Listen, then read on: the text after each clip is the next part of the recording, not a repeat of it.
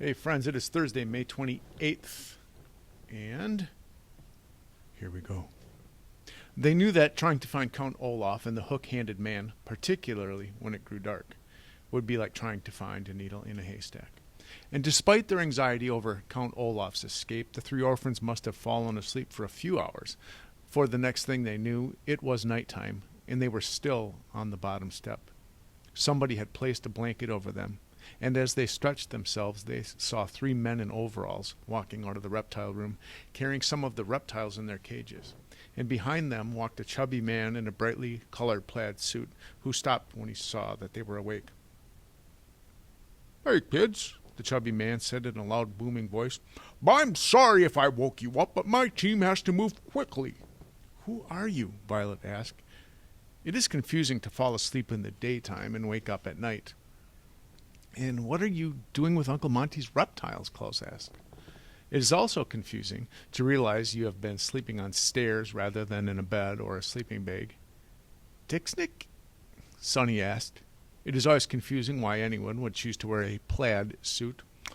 "My name's Bruce," Bruce said. "I'm the director of marketing for the Herpetological Society. Your friend, Mr. Poe, called me to come and retrieve the snakes now that Dr. Montgomery has passed on. Now, retrieve means to take away." "We know what the word retrieve means," Klaus said. "But why are you taking them? Where are they going?" "Well, you three are the orphans, right? You'll be moving on to some other relative who won't die on you like Montgomery did, and these snakes need to be taken care of, so we're giving them away to other scientists, zoos, and retirement homes. Those we can't find homes for we'll have to put to sleep." "But they're Uncle Monty's collections," Klaus cried. "It took him years to find those reptiles. You can't just scatter them to the winds." "It's the way it has to be," Bruce said smoothly. He was still talking in a very loud voice for no apparent reason. "Viper!" Sonny shouted, and began to crawl towards the reptile room. "What my sister means," Violet explained, "is that she's very close friends with one of the snakes. Could we take just one with us, the incredibly deadly viper?" First of all, no," Bruce said. "That guy Poe said all the snakes belong to us. And second of all, if you think I'm going to let small children near the incredibly deadly viper, think again." "But the incredibly deadly viper is harmless," Violet said. "Its name is a misnomer." Bruce scratched his head. A what?" "That means a wrong name," Klaus explained. "Uncle Monty discovered it, so he got to name it." "Yeah, but this guy's supposed to be brilliant," Bruce said. He reached into a pocket in his plaid jacket and pulled out a cigar. "No, giving a snake a wrong name doesn't sound brilliant to me. It sounds idiotic. But then what can you expect from a man whose own name was Montgomery?" "That's not nice," Klaus said, "to lampoon someone's name like that." "Well, I don't have time to ask you what lampoon means," Bruce said. "But if the baby here wants to wave bye-bye to the incredibly deadly viper, she'd better do it soon. It's already outside." Sonny began to crawl toward the front door, but Klaus was not through talking to Bruce. "Our Uncle Monty was brilliant," he said firmly. "He was a brilliant man," Violet agreed, "and we will always remember him as such." "Brilliant!" Sonny shrieked in mid-crawl, and her siblings smiled down at her, surprised that she had uttered a word that everyone could understand. Bruce lit his cigar and blew smoke into the air and then shrugged. "Well, it's nice you feel that way, kid," he said. "Good luck wherever they put you." He looked at a shiny diamond watch on his wrist and turned to talk to the other men in overalls.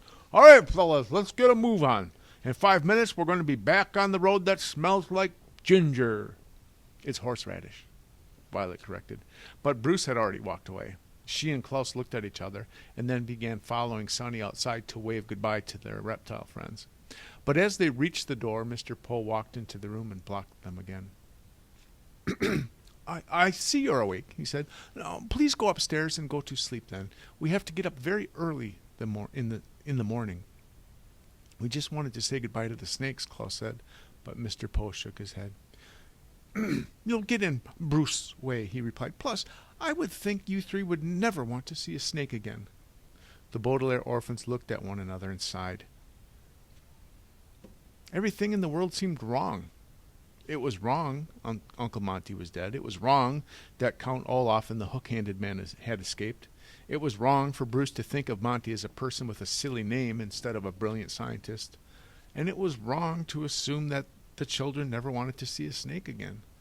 The snakes, and indeed everything in the reptile room, were the last reminders of the Baudelaires of their few happy days that they had spent here at the house, the few happy days that they had since their parents had perished. And even though they understood that Mr. Poe wouldn't let them live alone with the reptiles, it was wrong never to see them again without even having said goodbye.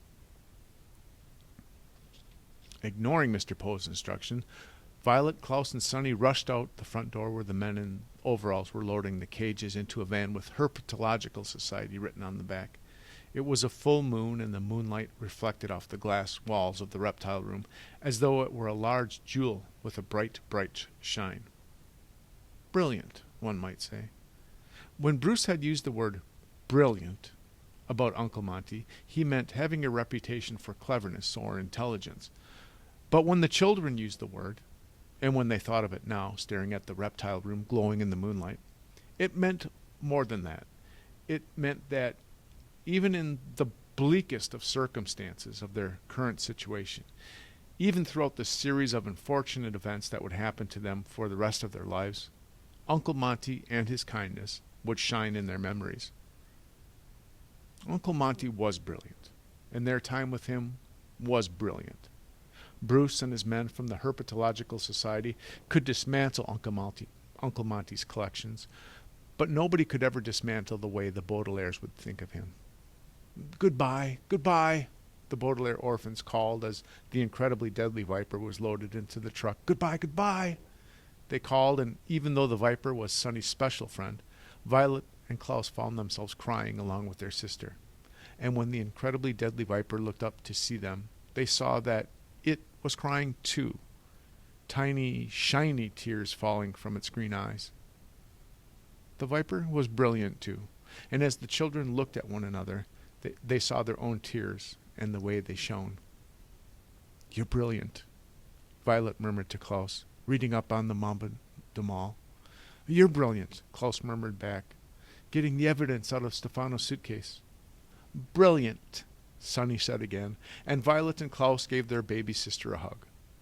And even the youngest Baudelaire was brilliant for distracting the adults with the incredibly deadly Viper. Goodbye, goodbye, the brilliant Baudelaires called and waved to Uncle Monty's reptiles. They stood together in the moonlight and kept waving, even when Bruce shut the doors of the van, even as the van drove past the snake-shaped hedges and down the driveway to Lousy Lane, and even when it turned a corner and disappeared into the dark. The end. Okay. If you want me to keep reading through the summer, I'm going to start book 3. And I don't even know what book 3 is. I think it's called